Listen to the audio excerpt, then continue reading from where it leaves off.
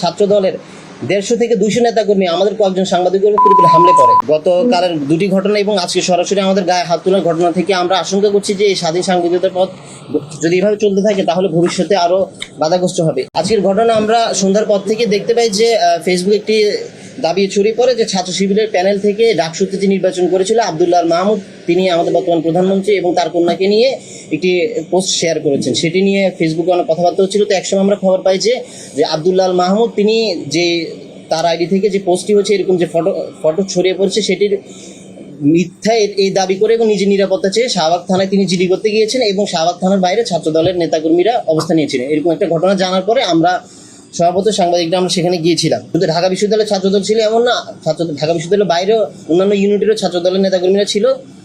তারা আমাকে থানার ওই সামনে থেকে থানা এলাকার যে মাঝখানে এলাকায় এদিকে ধাক্কাতে নিয়ে আসে। এর কিছু সময় এই ঘটনা শোনার পর আমাদের সাংবাদিক সমিতির অন্যান্য সদস্যবৃন্দ যারা বিভিন্ন স্থানে ছিল তারা শাহবাগ থানায় এসে জড়ো হয়। শাহবাগ থানায় এসে জড়ো হওয়ার কিছু সময় পরে সেখানে শাহবাগ থানায় যখন এসে জড়ো হয় তখন যে সামিত আমাকে ধাক্কা দিয়ে প্রথমে সরিয়ে দিয়েছিল তিনি এসে আমাদের সামনে দুঃখ প্রকাশ করতে থাকে। তখন সেই মুহূর্তে আমি দেখতে পাই যে হাজী মোহাম্মদ মুহসিন হল, আমাদের বিশ্ববিদ্যালয়ের হাজী মোহাম্মদ মুহসিন হল ছাত্র দলের আহ্বায়ক আবুজার গিফারি ইফাত হঠাৎ এসে আমাদের একজন সদস্য সৌরভ ইসলাম তার সামনে এসে বলতে থাকে যে এই ভাইকে মারছে, কোন ভাই কি ভাই কোনো কিছু জানি না, জাস্ট বলতে চাচ্ছে এই ভাইকে মারছে।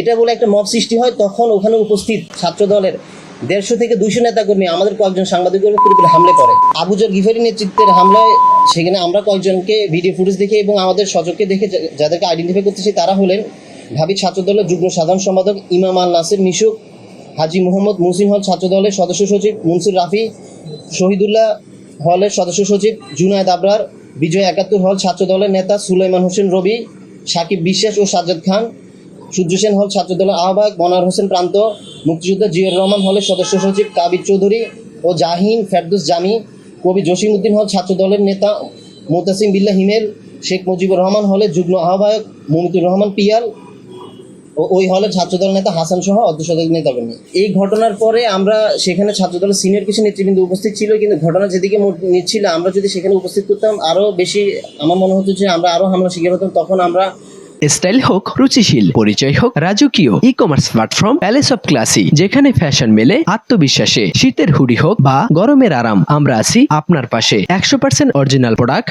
দেশের যে কোনো প্রান্তে ফ্রি হোম ডেলিভারি। অর্ডার করতে ইনবক্স করুন এখনই। Palace of classy, be confident. সকলে শাহবাগ থানা ত্যাগ করি। তখন এরপরে আমাদের যারা গুরুতর আহত হয়েছিলেন এখানে ছিল একজন ঢাকা ট্রিবিউনের রিপোর্টার শামসুদ্দৌজা নবাব, আমার সাধারণ সম্পাদক লিটন ইসলাম, আমার পাশে থাকা ছোট ভাই ঢাকা মেলে সিফাত, এর পাশে থাকা ডেইলি অবজারভারের নাইমুর রহমান ইমন, তারা গুরুতর আহত হয়। এর মধ্যে সিফাত ও লিটন হাসপাতালে গিয়ে প্রাথমিক চিকিৎসা শেষে আপনাদের সামনে এই সংবাদ সম্মেলনে এসে যোগ দিয়েছেন। এই ছিল আমার বক্তব্য। আমি সর্বশেষ একটি কথা বলতে চাই, 24-এর গণঅভ্যুত্থানের পরে আমরা সবাই আশা করেছিলাম যে স্বাধীন সাংবাদিকতা বাংলাদেশে চলবে এবং ক্যাম্পাসগুলোতে বিশেষ করে স্বাধীন সাংবাদিকতা চর্চা হবে, কিন্তু গতকালের দুটি ঘটনা এবং আজকে সরাসরি আমাদের গায়ে হাত তোলার ঘটনা থেকে আমরা আশঙ্কা করছি যে এই স্বাধীন সাংবাদিকতার পথ যদি এভাবে চলতে থাকে তাহলে ভবিষ্যতে আরও বাধাগ্রস্ত হবে। আমরা যতক্ষণ ছিলাম ডাকসু নেতৃবৃন্দের উপর হামলার ঘটনার আগে আমাদের উপর হামলার ঘটনাটি ঘটেছে। আমরা যখন ছিলাম তখন পুলিশ নীরব ভূমিকায় ছিল। আমরা শাহবাগ থানা ত্যাগ করার পরে আমরা শুনতে পাই যে ডাকসু নেতৃবৃন্দের উপর হামলা হচ্ছে। আচ্ছা, এখানে আমি একটু বলি, এটা মূলত ওই যে মবের যে সৃষ্টিটা হয়েছে এটা মূলত আমি ওই সময় ছিলাম। আমি কথা বলতেছিলাম আমাদের বিশ্ববিদ্যালয়ের যে প্রতিনিধি সৌরভ ইসলাম, ও রাইজিং বিডিতে কাজ করে, ওর সাথে কথা বলতেছিলাম। এমন সময় ওই মহসিন হলের আহ্বায়ক, ছাত্রদল আহ্বায়ক আবুজার গিফারি ইফাত, সে এসে বলতেছে বাইরে মারছে ধর, মানে পিছনে প্রায় আপনার অনেকজন ছিল ছাত্রদলের, ওরা ওইদিকে গল্পের মধ্যে ছিল, কিন্তু চিল্লা বলতেছে বাইরে মারছে, মানে আমাদের যে প্রতিনিধি সদস্য সে নাকি কাকে মারছে এটাও সে নির্দিষ্ট করে বলে না, বাইরে মারছে, এভাবে উস্কাই দিল। পরে দেখা গেল যে একটা পুরাই মব সৃষ্টি করলো আমাদের উপরে। আমি আহত হয়েছি, আমি মেডিকেলের ট্রিটমেন্ট নিলাম, যে পুরাই হাতে ইঞ্জেকশন দিছে 2টা, হাত মানে পুরো ব্যথার মধ্যে আছি, পায়ে আমাকে লাথি দিছে।